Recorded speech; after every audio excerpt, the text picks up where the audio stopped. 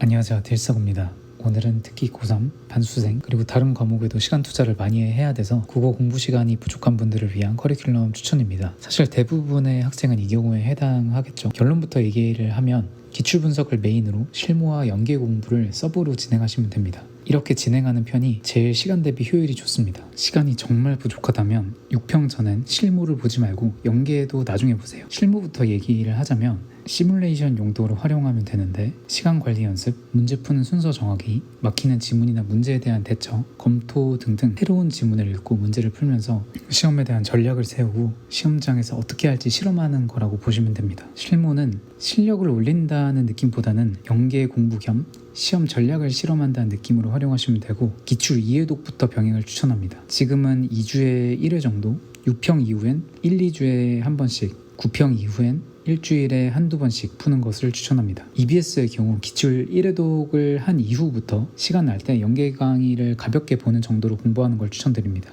연계 강의 들을 시간이 없다면 연계 정리 교재를 보는 것도 괜찮습니다. EBS는 뭐랄까 남들 다 하는데 굳이 안 할 이유가 없는 공부라고 보시면 되겠습니다.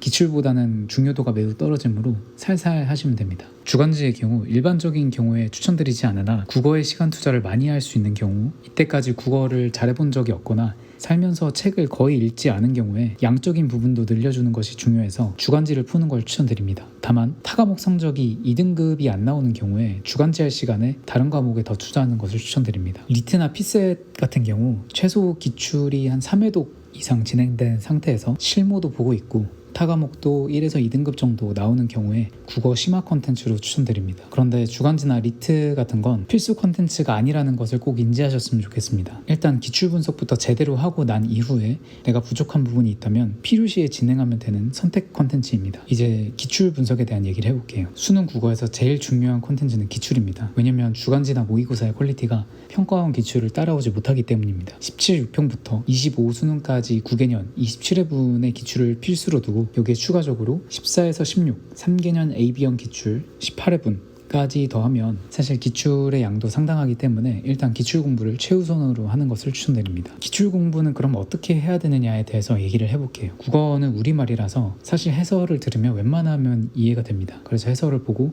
아 그렇구나 하고 넘기면 절대 실력이 안 늘어요. 그래서 다음과 같은 방법으로 기출 분석하는 것을 권장드립니다. 1단계는 시간 재고 실전처럼 문제를 푸는 단계입니다. 1단계의 효율을 더 올리기 위해서 회차별 기출로 공부하는 것을 추천합니다. 2단계는 채점 전 1차 분석 단계입니다.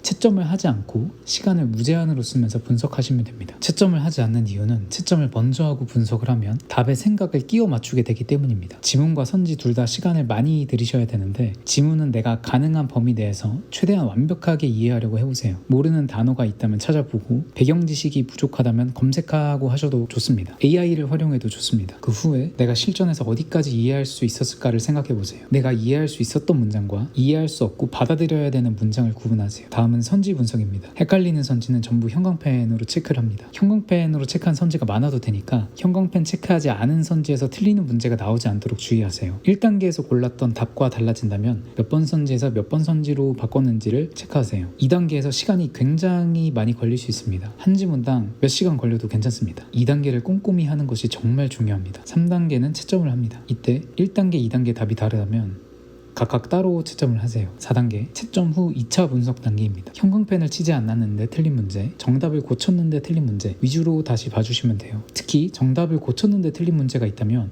내 논리를 뜯어 고쳐야 된다는 얘기입니다. 내가 어떻게 잘못 생각했는지, 이런 잘못을 하지 않으려면 어떻게 해야 되는지를 꼭 생각하셔야 됩니다. 정답이 이래서 정답이구나를 생각하는 거는 물론이고 왜 오답을 골랐을까, 내가 뭘 잘못했을까를 생각하는 과정이 필수적입니다. 5단계는 해설과 비교를 하는 단계입니다. 해설지 혹은 해설 강의와 내가 분석한 내용을 비교를 하면서 놓친 부분이나 이해의 오류를 수정합니다. 이렇게 꼼꼼하게 기출 분석을 하면서 남들에게 설명 가능할 정도로 진득하게 공부해야 됩니다. 여기서 문제는 4, 5등급 이하는 혼자 기출 분석을 하면 빈틈이 많이 생깁니다. 그래서 1대1 과외를 하거나 강의를 듣는 것이 준필수라고 보시면 됩니다. 혼자 기출 분석을 제대로 하기 위해서 국어 강의를 듣는다고 생각하시면 됩니다. 이렇게 기출 분석을 17 6평부터 25 수능까지 해주시면 됩니다. 좀 더 여유가 된다면 14 14에서 16 기출도 보는 걸 추천드리고요. 기출 분석은 한 번 하고 끝내는 게 아니라 더 얻을 게 없는데 싶을 때까지 계속 보시면 됩니다. 이렇게 기출을 메인으로 확실하게 분석을 하고 실전 연습용으로 실무를 활용을 하면서 연계 대비용으로 EBS를 가볍게 해주는 게 대부분의 수험생들에게 추천하는 국어 커리큘럼입니다. 그리고 여기부터는 막간 홍보 타임인데 국어, 수학, 영어 1:1 맞춤형 커리큘럼을 짜주는 온라인 멘토링에 대해 관심이 있으시다면 고정 댓글에 카카오톡 링크로 들어가서 점 하나 보내주시면 온라인 멘토링에 대한 설명을 드릴게요. 아무것도 안 보내시면 저한테 아예 안 떠서 점 하나만 보내주셔도 됩니다. 다음 영상도 이번 주 내로 올리려고 하고 있고요.